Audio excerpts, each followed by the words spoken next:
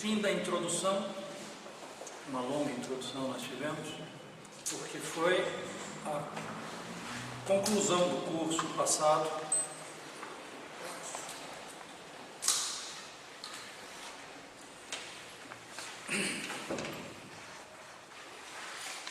E de certo modo nós entramos já em tema com esta conferência, porque nós vamos ver agora, nós vimos o fim da vida de Santo Tomás e a sua autoridade na igreja. A autoridade de Santo Tomás. Nós vamos tentar agora ter um certo vislumbre sobre a obra dele, o que ele escreveu. De certo modo, isso é não só a grandeza da obra dele, mas a extensão da obra dele, é certamente um milagre. Nós vamos chegar lá. Nós podemos dividir os escritos de Santo Tomás em dois gêneros. Os escritos nos quais ele comenta outra obra e os escritos próprios dele, os escritos nos quais ele faz uma obra pessoal, que ele faz um comentário, então, os comentários da Sagrada Escritura e os comentários aos Aristóteles, aos filósofos, aos santos padres. Nesse gênero, no Antigo Testamento, ele tem uma exposição sobre Jó, um comentário sobre o profeta Isaías, um comentário do profeta Jeremias,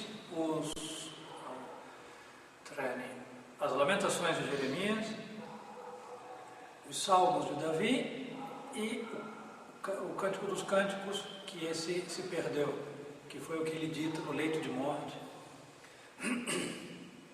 Ao Novo Testamento, são todas obras enormes, assim, importantíssimas.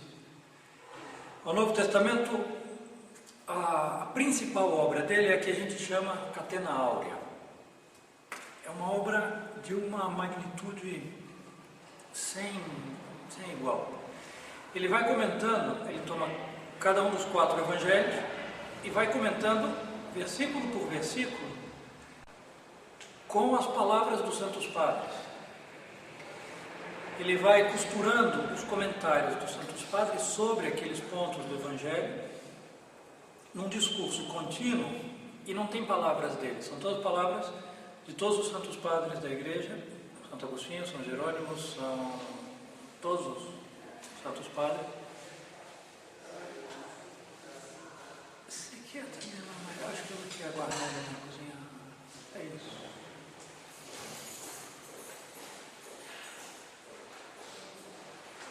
E ele compôs essa obra de memória. Ou seja, ele tinha... Aqui a gente toma já um susto. Eu aconselho que peguem a Catena Áurea e deem uma olhadinha. É dos comentários mais extraordinários dos evangelhos.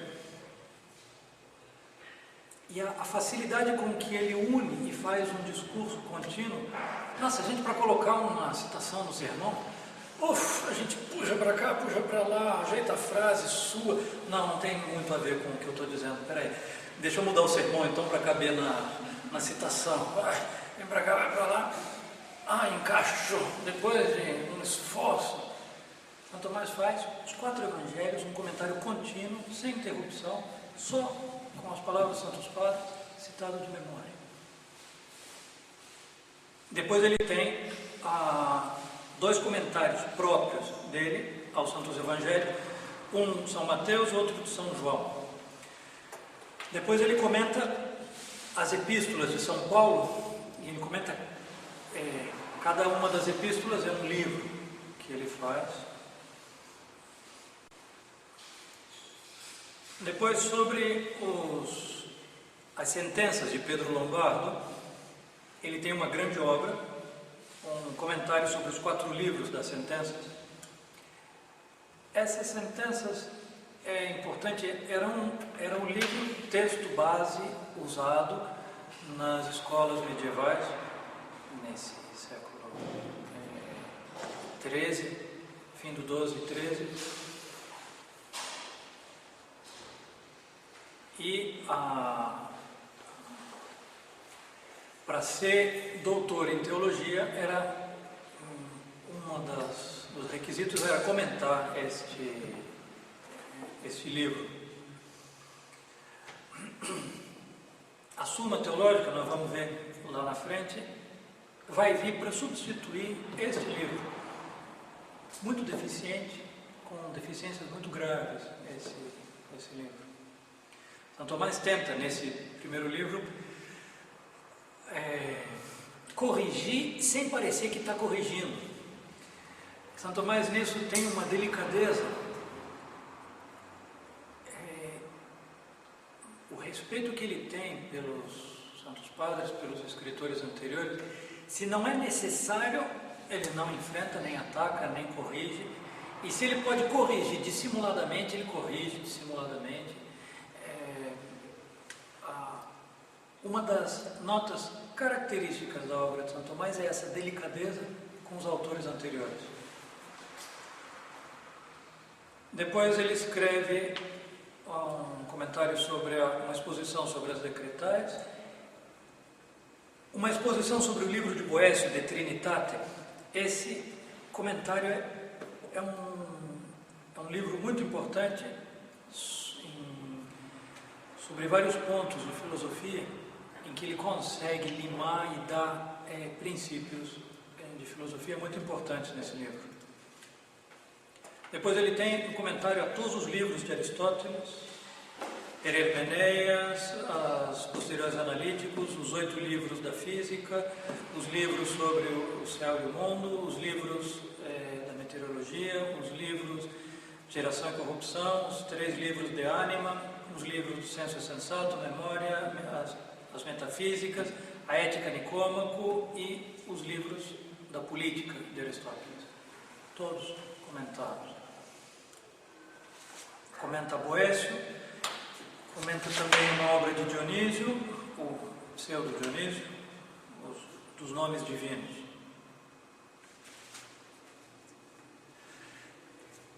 Depois temos as suas obras próprias.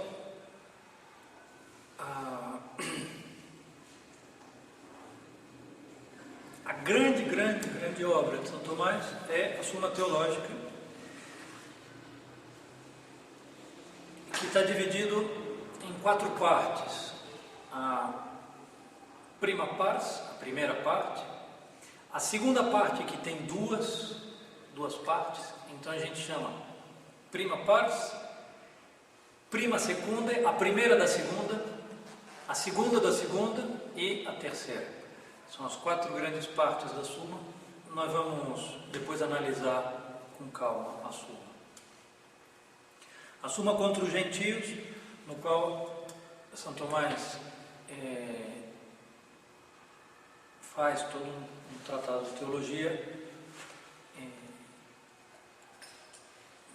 de certo modo refutando os erros árabes.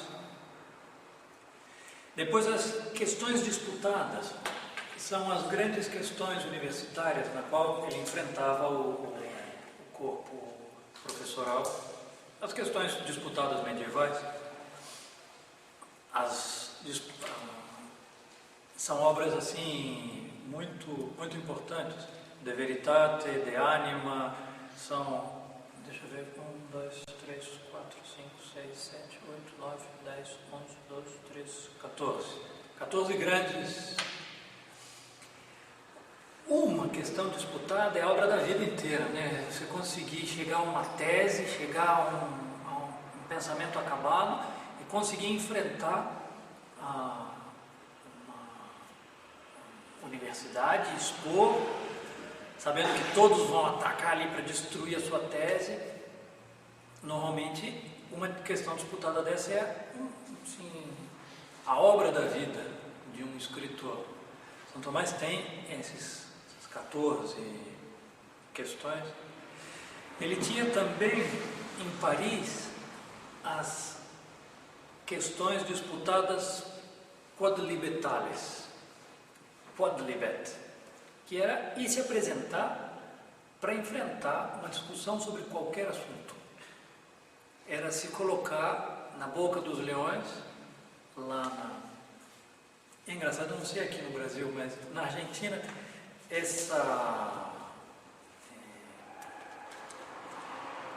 atitude de ataque e defesa numa exposição universitária é muito comum hoje, até hoje.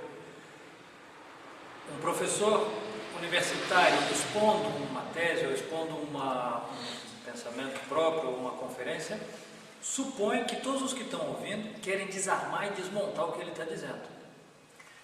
Então qualquer pergunta se responde assim como... Foi engraçado porque nós tivemos, eu lembro, era seminarista, 2 professores de alto nível, 2 professores de filosofia, o professor Suárez, foi um grande filósofo argentino em Córdoba, e foi nos dar uma conferência. E no seminário, lá para nós, é exatamente o contrário, a gente tem atitude absolutamente de docilidade.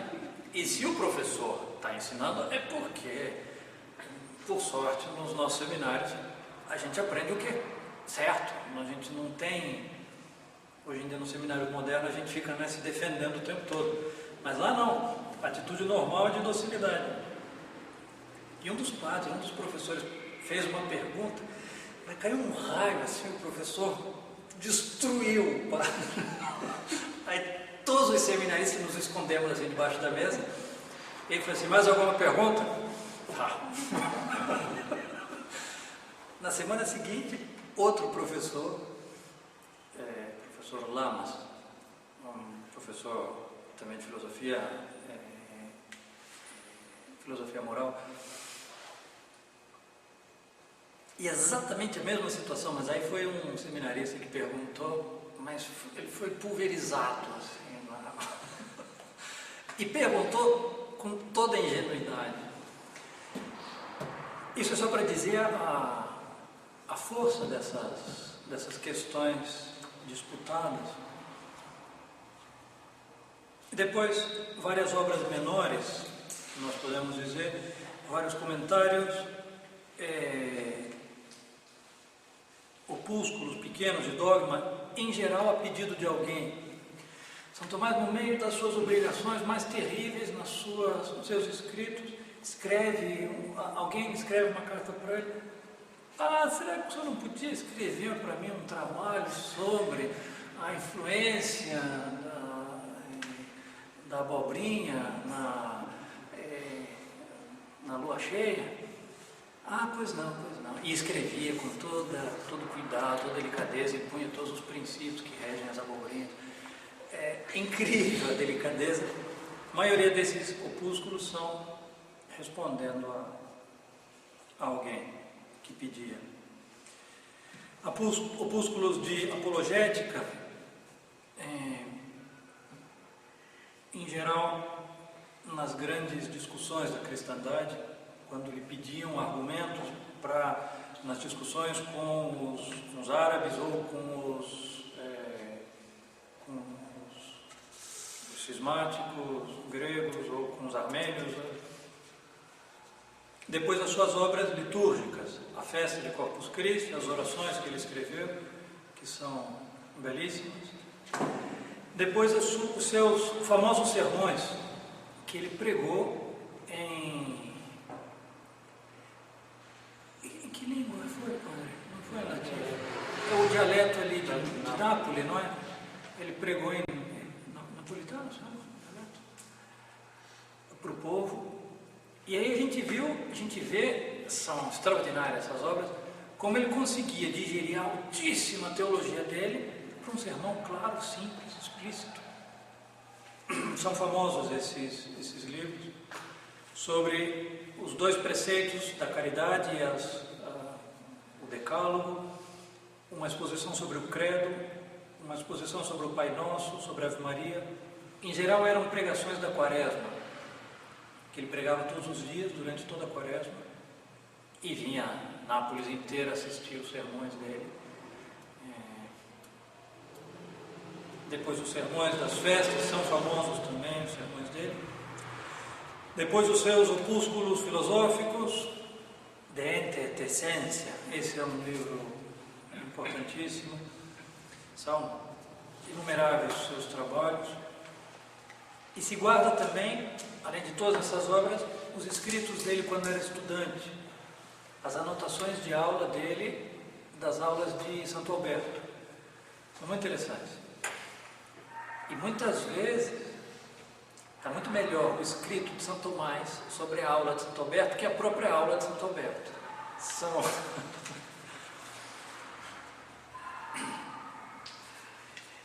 A gente podia dizer, escreveu bastante, né? Não, ele escreveu extraordinariamente muito. Ele escreve durante mais ou menos 20 anos, é o período em que ele escreve. Fim de 1252 até a morte dele, 1274. Eu vou ler, por mais que seja tedioso, eu vou ler os números do que ele escreveu.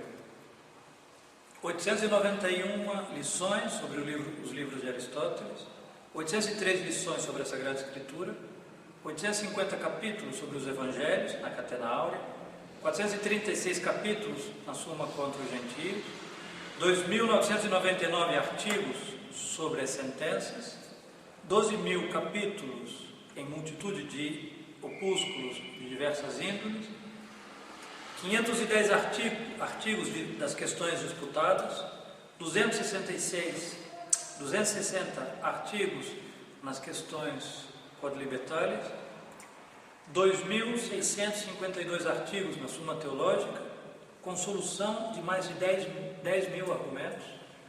Certo? Cada uma das objeções, cada uma dos argumentos apresentados. Na edição de Parma, ocupam 25 volumes em fólio, aquele grande, e na edição parisiense, 34 volumes. É como para tomar um susto diante de uma extensão de obra como essa. Mas tudo que ele dizia se escrevia, né? Se a gente for ver os manuscritos, estão corrigidos, às vezes tem 3, 4 redações de uma mesma obra. Ele não dizia nenhuma frase sem pensar, palavra por palavra, o que ele estava dizendo. Às vezes são inúmeras as correções. Não escrevia de improviso em nenhuma das obras dele.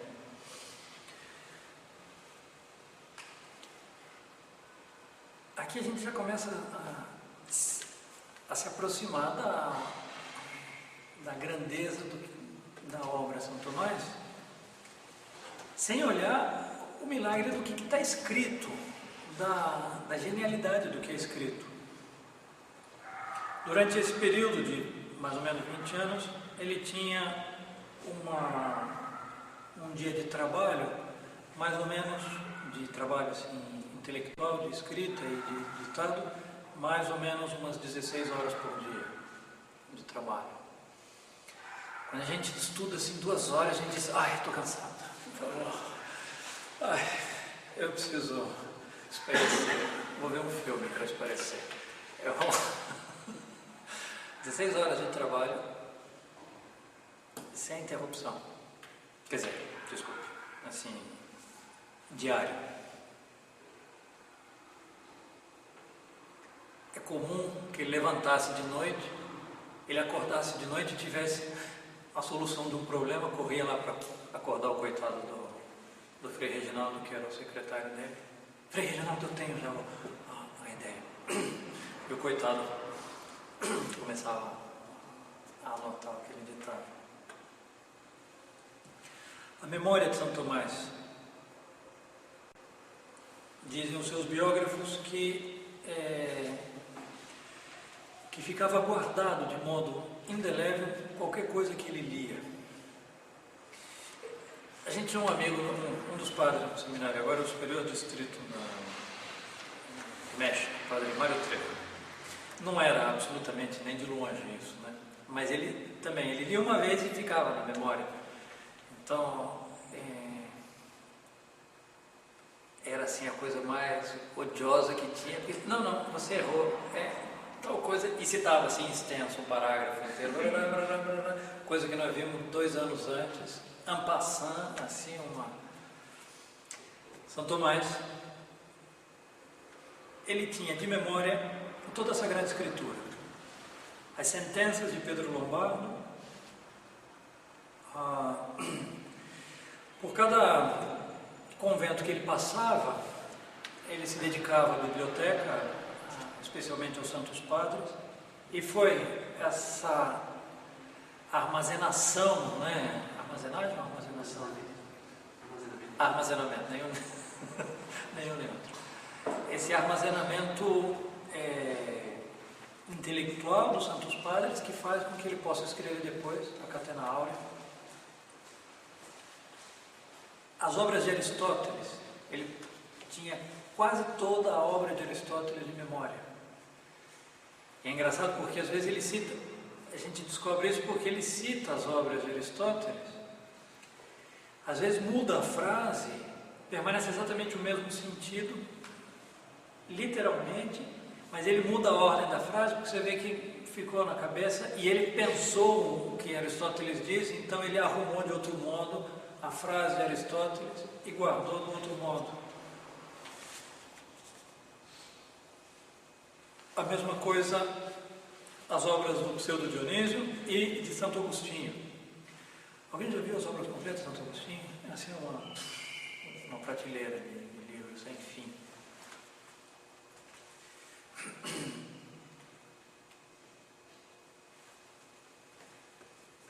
Aqui, isso é uma visão exterior da obra de São Tomás, que já nos faz perceber, assim, tomar um susto diante da obra dele.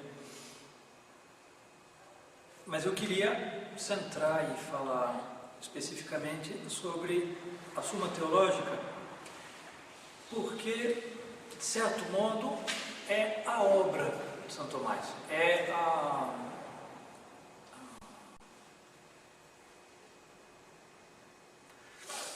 razão da vida de São Tomás foi escrever a Suma Teológica. A missão dele foi escrever a Suma Teológica. E Nosso Senhor, claro, cada um de nós tem um lugar na providência, certamente, mas a história da cristandade depende desse livro. E nós vemos, né, um pouco a relação do pensamento de São Tomás com a crise moderna, a caída do mundo moderno, especialmente na Suma Teológica, onde o pensamento de São Tomás encontra a sua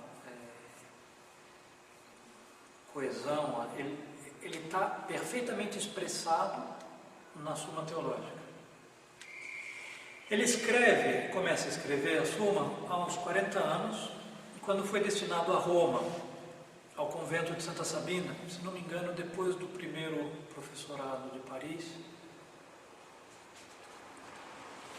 E ele recebe como encargo, ele sai de Paris, se não me engano, vai para a corte pontifícia, acompanha o Papa em algumas viagens e finalmente é mandado. A ordem dominicana consegue recuperar. Tinha uma briga entre a ordem dominicana e a corte pontifícia, por Santo Tomás, e ele recebe o encargo de ir para Roma, para o convento de Santa Sabina, e organizar uma casa de estudos, fundar uma universidade. E ele, 1265, ele se dedica, ele pensa o que ele deve fazer. Como todas as universidades, começam a estudar a obra clássica de Pedro Lombardo, mas Santo Tomás, como era agora ele o responsável, como era ele o fundador dessa universidade, dessa casa de estudo, ele diz: não é possível que se formem os estudantes em filosofia e teologia com este livro. É um livro deformante. Então ele pega o primeiro comentário dele e tenta analisar, e ele vê que ele foi indulgente demais com Pedro Lombardo, que ele tentou demais, e começa a escrever um segundo comentário. Mais ou menos pela metade do escrito, ele se arrepende. Já era usado como texto no primeiro ano lá. Ele se arrepende dizendo: não é possível. Não é possível usar nem como base, nem tentando corrigir. Não dá para se apoiar no livro de Pedro Lombardo. A direção está mal posta. Só para a gente saber um pouquinho, nós falamos disso na outra vez. O livro de Pedro Lombardo é um livro de sentenças. O que é isso?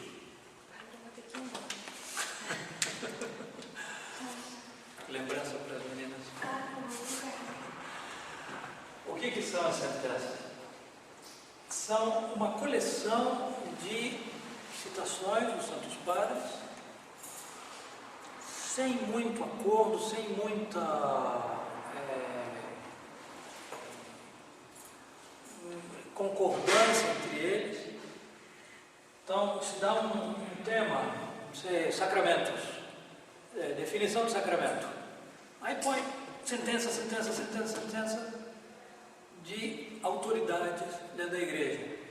Mas às vezes eram sentenças contraditórias, confusas, mal explicadas. Quer dizer, na verdade ele não explica.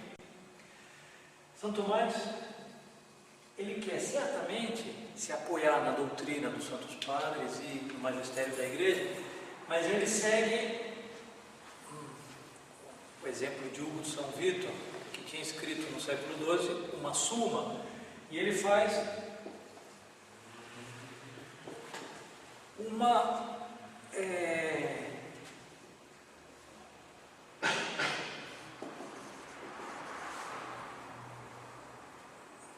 síntese.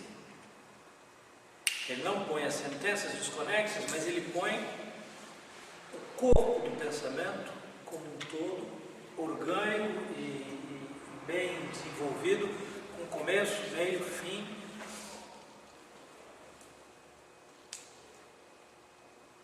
São Tomás, então, ele se desagrada da sua primeira obra das sentenças. A segunda obra ele manda recolher e joga fora. Ele recolhe todos os livros que tinham sido copiados e se lança num trabalho. E ele entende a importância do que ele está fazendo. Ele entende que na igreja não tinha um livro, uma base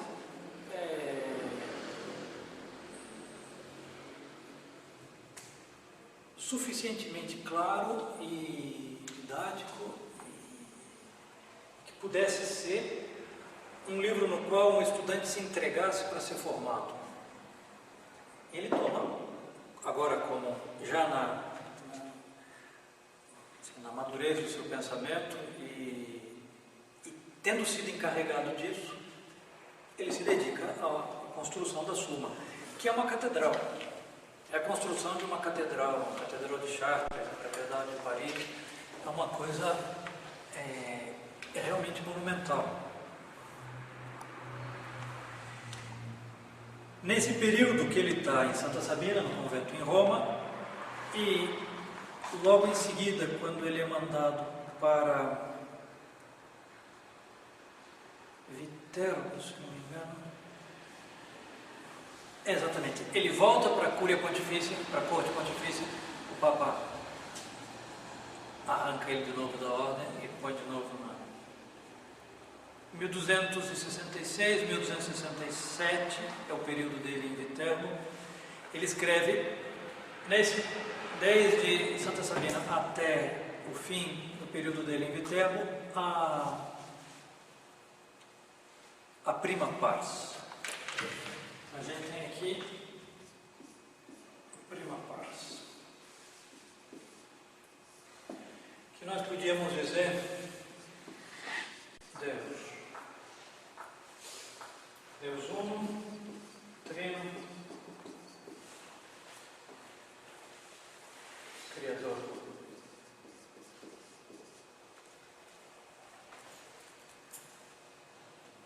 Essa primeira parte, ele se apoia nos escritos que ele provavelmente, supõe-se que ele toma os escritos que ele tinha usado na segunda redação das sentenças e volta a reagrupar. Em Viterbo mesmo, ele começa a prima secunda, a segunda parte.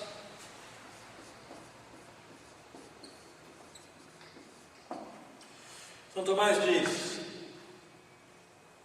na primeira parte nós vimos a Deus, modelo,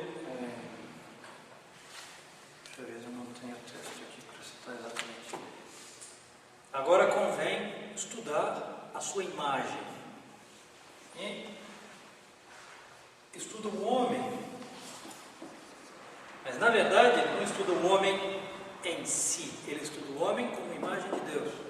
O conhecimento, essa segunda parte, continua tendo a Deus como objeto, mas eu vou estudar Deus nessa imagem que é o homem, especialmente nos seus atos morais, na sua obra livre.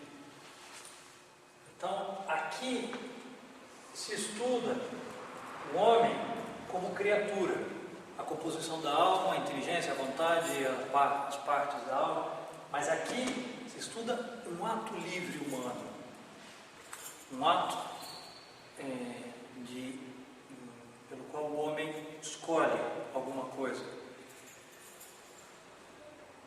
Então a gente põe moral. Prima secunda vai ser a visão da moral em geral, e a segunda, cada uma das virtudes em particular, com seus vícios opostos, toda a estrutura da alma humana e os hábitos correspondentes. Não é possível falar de só entre parênteses, de uma educação verdadeira, se a gente não entende isso aqui. Tanto pessoal como educar-se, ser educado, como educar. Se eu não sei o que é um homem, eu vou educar como? Em que direção? Eu vou formar o quê? Isso aqui é uma das... Em geral, a gente olha a moral como se fosse... A gente tem uma cabeça muito positivista e a gente acha a moral é o cumprimento da lei. Então é isso, fazer e não fazer, a lista do que se pode fazer e não fazer. Isso é o estudo da moral. O estudo da moral é o estudo do homem no que ele tem de mais alto, do seu ato. Eu tenho que descobrir a natureza humana, descobrir a conformidade dos seus atos. Essa segunda parte, São Tomás vai escrever, segunda, ele vai escrever no segundo professorado de Paris, no meio da guerra terrível contra nós vemos na vida dele, em que ele está no meio de um fogo cruzado entre os agostinianos e os aristotélicos radicais, e ele está lutando contra tudo e contra todos, e ele encontra tempo para não só dar aula, não só enfrentar as disputas, não só cumprir as suas obrigações como religioso, mas escrever a Suma Teológica, que ele sabe ser a obra da sua vida, a obra que Deus lhe encarregou, lhe pediu. Ele sai de Paris, 1271, acabado. Foi aí onde a sua saúde se destruiu nesse enfrentamento, nessa guerra terrível. A gente pode dizer que esse professorado de Paris foi o Jardim das Agonias de São Tomás. E você vai ler, isso é uma coisa muito interessante, todas as obras de São Tomás são de uma, eu ia dizer imparcialidade, mas na verdade é não se consegue descobrir o autor nos seus escritos. Se lê impessoais, exatamente. Se lê Santo Agostinho, puxa vida, você sai íntimo de Santo Agostinho, é como se fosse amigo de infância, né? Você lê os livros de Santa Teresa, parece que você se criou com ela, na mesma casa, que você sabe, assim, você lê os escritos de São Tomás, você não tem a menor ideia de quem foi São Tomás. Ele se esconde absolutamente atrás, na verdade, e a gente vê a serenidade dos escritos dele. Ele está no meio de uma guerra, morte, e não transparece nenhuma linha, nem nada nos escritos dele. Se a gente for olhar para nós, né, a gente não consegue dar nem bom dia se a gente está numa situação difícil, quanto mais escrever alguma coisa sem que não transpareça. Ele volta à Itália, como eu digo, e começa a terceira parte, que é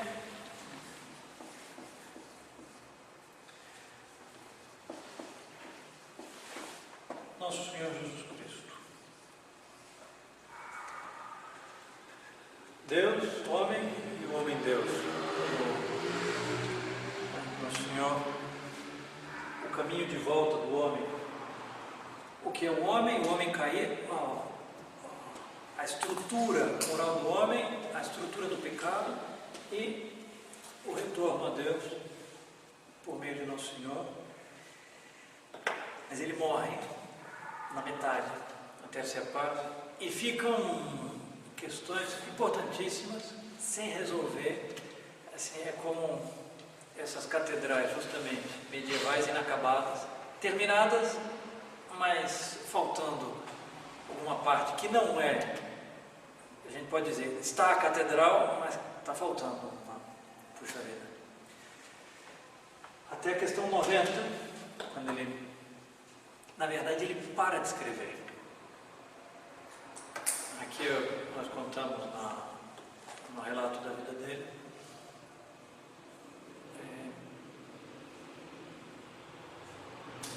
7 de dezembro de 1273, isso, 1273, a festa de São Nicolau, ele tem uma visão durante a missa, que ele quase não consegue terminar a missa, ele começa a chorar. Já ele vinha tendo várias visões durante a missa, mas dessa vez ele não consegue terminar a missa, é preciso que um frade venha ajudá-lo, leva para a sacristia, ele não consegue parar de chorar, ele se retira para o quarto dele. No dia seguinte, na hora normal, o Frei Reginaldo se apresenta, não posso, para continuar o trabalho. Nunca São Tomás tinha deixado de trabalhar, nem um único dia. Foi o seguinte, o outro, e o Frei Reginaldo perguntava, mas padre, o senhor está bem? O senhor não quer escrever? Não posso. E num momento o Frei Reginaldo pega ele e diz que não é possível, que é o bem da Santa Igreja que exige. E aí ele faz como uma imprecação: eu lhe conjuro por Deus vivo que me diga por que não quer. E aí ele diz: Frei Reginaldo, obedecendo ao nome que você invocou, eu lhe digo, mas lhe proíbo que conte isso enquanto eu estiver vivo. No dia de São Nicolau, o que Deus me revelou na missa, e de tal modo me mostrou que eu vou alcançar no céu, que eu não consigo mais escrever nada. E eu preciso me preparar. Tudo que eu escrevi me parece palha. Um parêntese, eu morro de raiva dos modernistas que usam essa frase de São Tomás para dizer: os escritos de São Tomás não valem nada, porque é palha. Ele mesmo disse que não vale nada, é palha.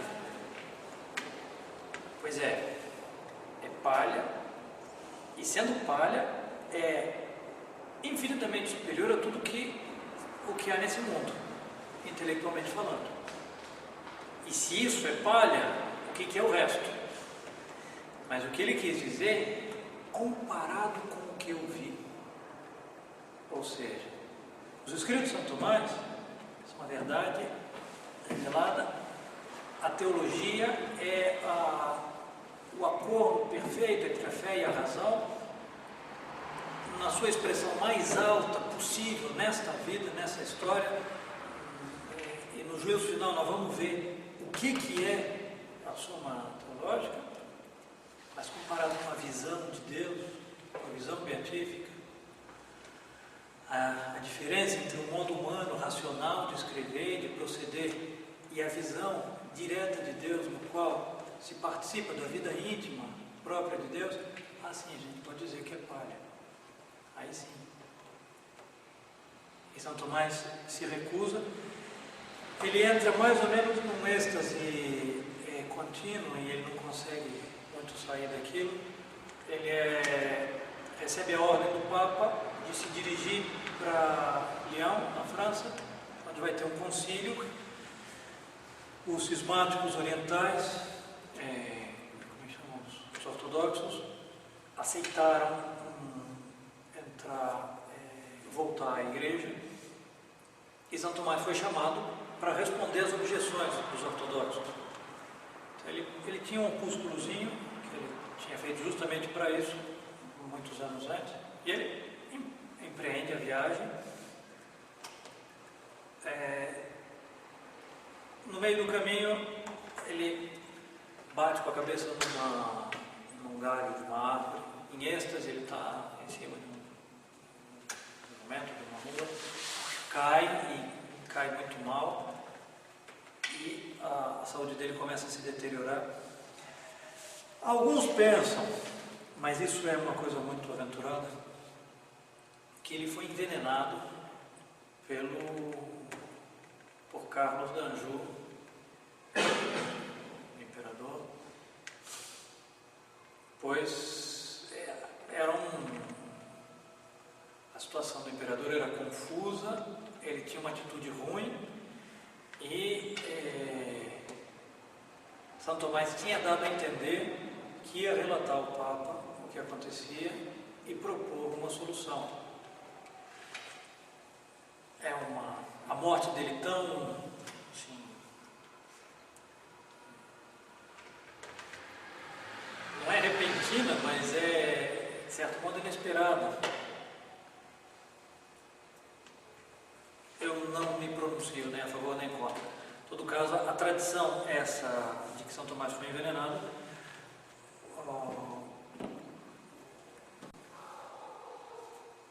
Dante põe na Divina Comédia, num dos versos que ele fala sobre São Tomás, ele diz que foi o imperador Carlos que o mandou para o céu. Ironicamente, ele diz que o matou. Eu não sei dizer. Sendo um efeito diretamente da sua vida mística, ou tendo sido envenenado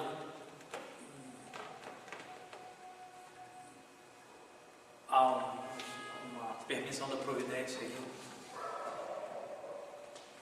E aqui a gente tem, a partir da questão 90, a gente tem o que se chama o suplemento. Frei Reginaldo, que era o secretário de São Tomás, toma todos os textos do comentário às sentenças que ele tinha escrito anteriormente, e toma os títulos que São Tomás já tinha colocado do que ele devia terminar e reagrupa, seguindo o modo como São Tomás vinha fazendo, as questões divididas em artigos, cada artigo com a estrutura dos artigos, e ele faz todas as questões que faltavam para terminar a súmula. Muda muitíssimo a partir daqui. E a gente supõe que São Tomás trataria de um modo muito diferente as questões do suplemento. Mas, em todo caso, está lá o texto.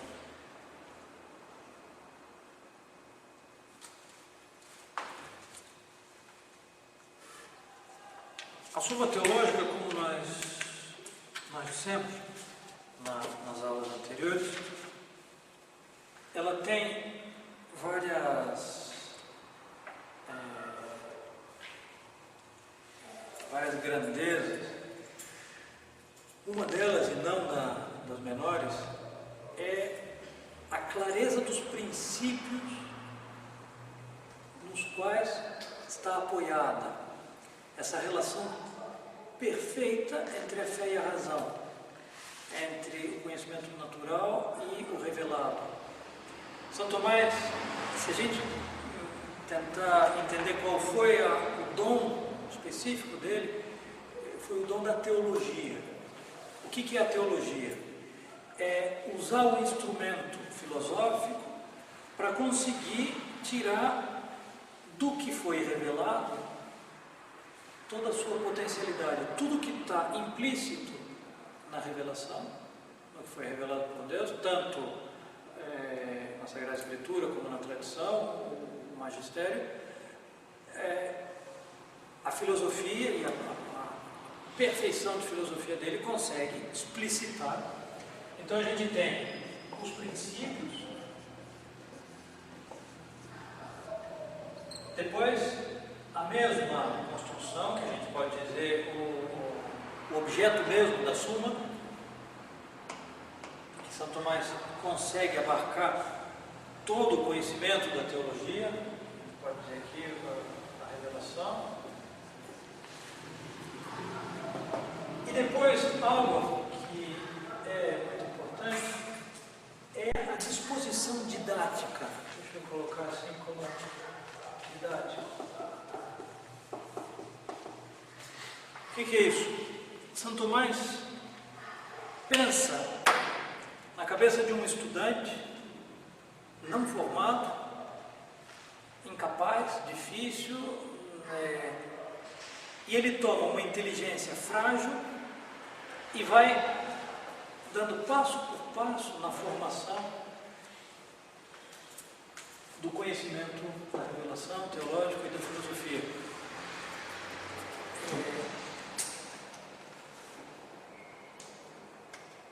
São Tomás conduz a formação da inteligência.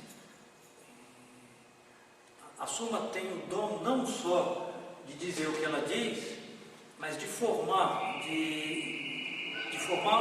uma atitude mental, uma atitude católica, como não basta, por exemplo, pegar, eu vou usar com vocês, um catecismozinho da Suma, que é um trabalho de um padre dominicano que resumiu a Suma toda e colocou em perguntas e respostas.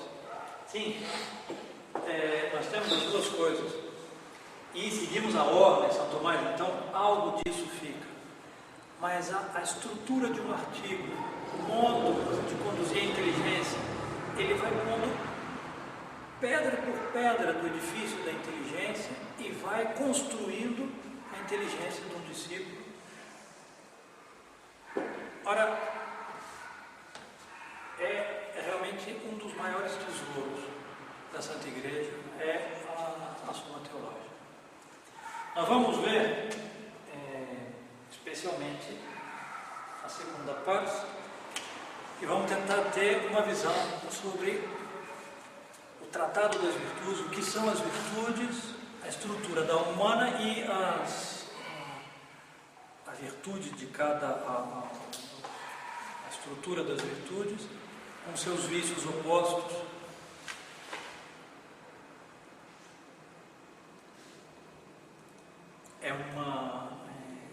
De certo modo, é um descobrimento. A gente descobre o que Deus pensou do homem, o que é o homem. Bom, vamos deixar por aqui. Vocês têm alguma pergunta? Que questão que vai? A terceira parte, pós-doutrina. Não sei. Mas é bastante. Não sei, eu lhe digo não. Rodrigo, uma pergunta. Não? Uma objeção?